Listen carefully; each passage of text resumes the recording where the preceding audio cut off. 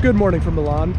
You all didn't miss much last night. We just had a lovely dinner, and I got told to go F myself by a homeless guy in Italian, which I understood, so that was cool.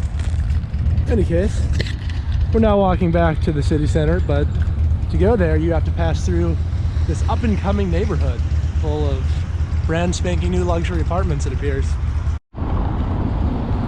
And as we're walking to breakfast here, we're past the Porto Nuovo. I'm trying to read what it says up there, can't figure it out, so I'm gonna have to look that up and do a voiceover later. We'll see. Alright, we are inside the museum. Let's see.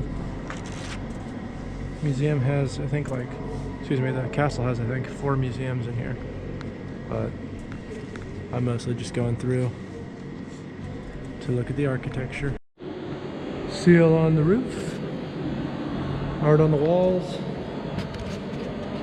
What a time to be alive. I've always enjoyed tapestries.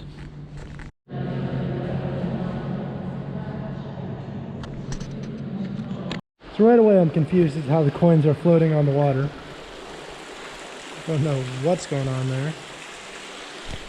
But aside from that, pretty cool little courtyard area as you step out of the art museum.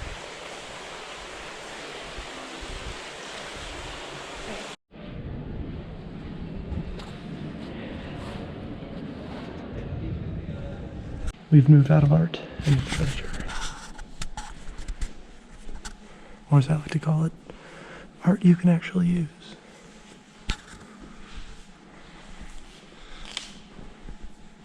Or not use, in this case.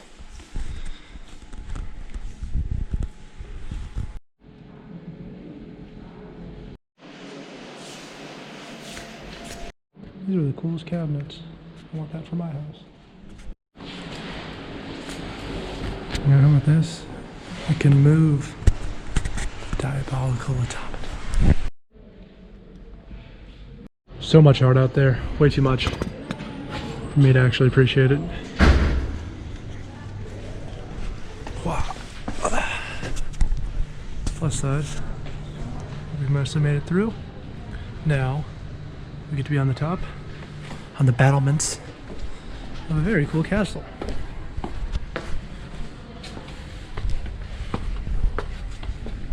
I'm very afraid to drop my GoPro at the moment.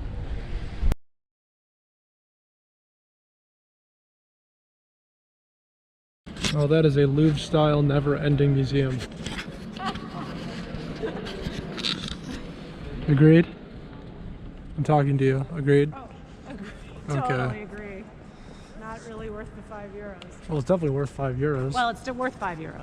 That's because the building's cool. Don't worry about seeing everything. Yeah, no kidding. Too much. British Museum, Italian style. Here we find ourselves in the center courtyard of the Sforzesco. It could be Sforzesco. I need to find a sign. Can't remember how it's spelled. It's really just a ginormous building. Quite amazing.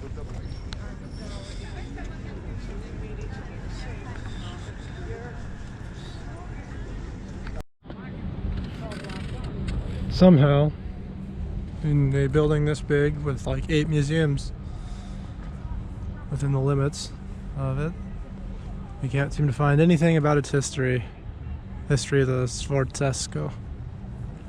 So that's irritating. Still, this is, I think, probably the second biggest thing to see in Milan, so sort of have to check it out. We're gonna walk backwards out of the Umberto Gate here, back into Milan, out of history, into contemporary life. Don't forget the fountain.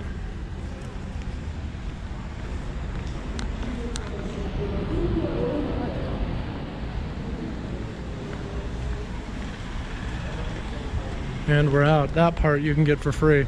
So. This is actually a very cool castle. I shouldn't be shitting on it too much. My mom is right, it's just a drop off from the Duomo, which was one of the most impressive things I've seen. But If we'd visited this first, I'd probably be gushing right now.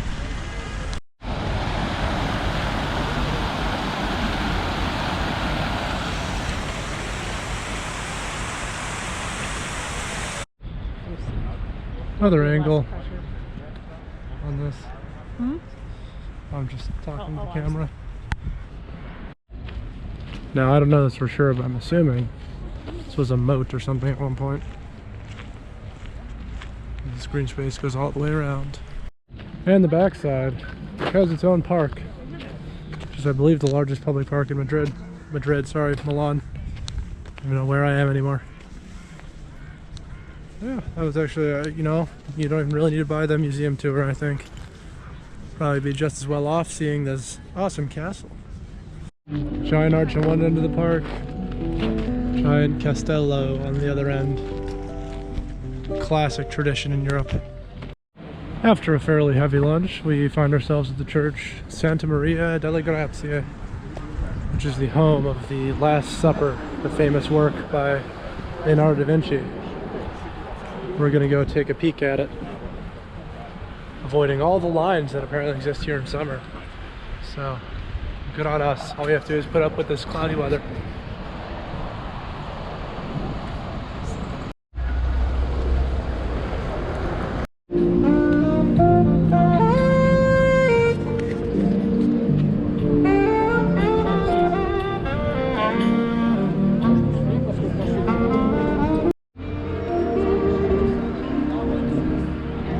Well, apparently a Friday in the middle of a pandemic and recession, still not enough to dissuade the crowds because the tickets are sold out. I will not be seeing the Last Supper, but I can still enjoy the nice facade of the Santa Maria delle Grazie. So, whatever that's worth. So what it is?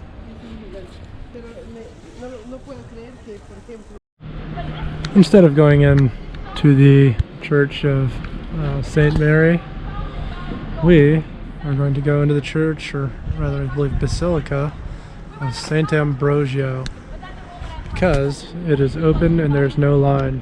It was originally built in the late 300s, so 4th century. And yeah, quite a pretty church, brick church, which I quite like. And it's in a nice area here, some brick arches and such, so I'm gonna go peek around.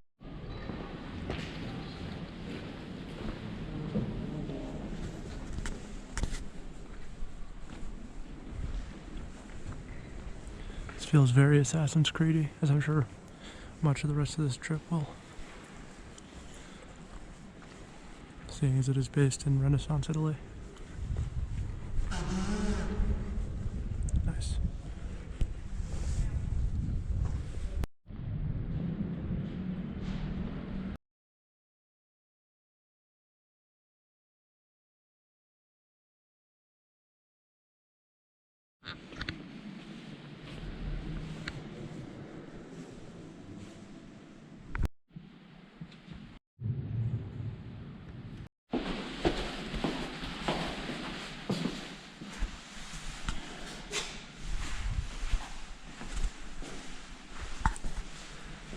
Got a little underground lair with, looks like, the body of saints. Those are skeletons. That's really freaking creepy, actually. Fuck.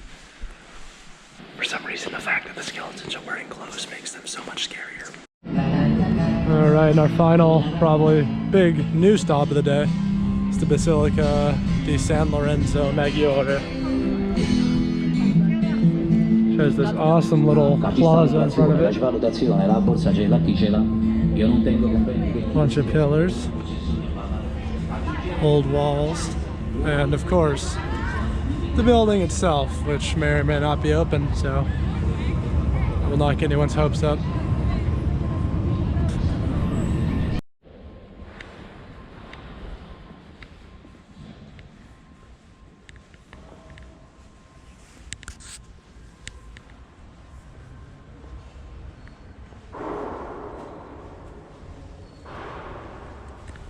Under construction. And just like that, we're back at the Duomo. Of course, I'm not going to go back in today. That'd be ridiculous. But I'll probably sit out here for a while and just appreciate its magnificence. And also the Galleria is magnificent. So, I think that's gonna just about do it from Milan. TBD if I record the trip to Florence. I guess we'll have to see if it's scenic or not. And yeah, then a couple days there, a couple days in Rome, and we will be done. So enjoy these, people, because I do not have any travels planned for the future after this. At least not for the near future. Maybe Canada, we'll see.